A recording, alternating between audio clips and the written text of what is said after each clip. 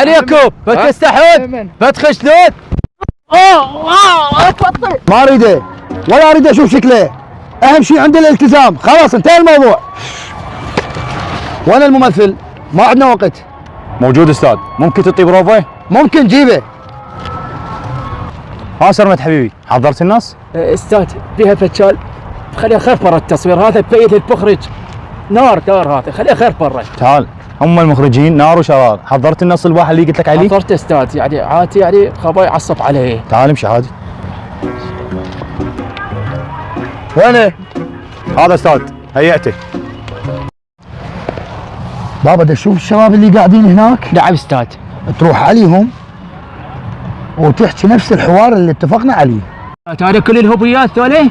اي طبعا يا ابني، لا انا اقول لهم اياه. زين هبه ايش راح يقولوا لي؟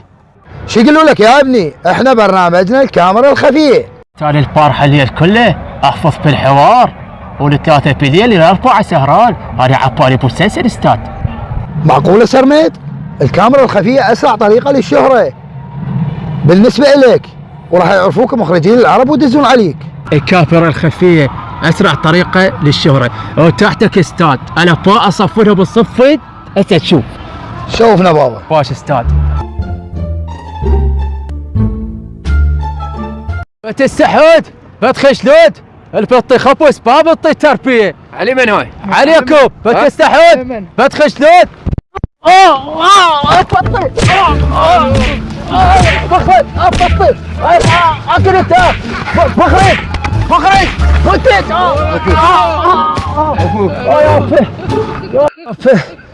يا بطلوعي شنو وين البخرج وين البتج؟ البخرج كلف علي خسال ويقول لك اخ يا بيتي، ويقول لك الشرشي الكافره الخفيه.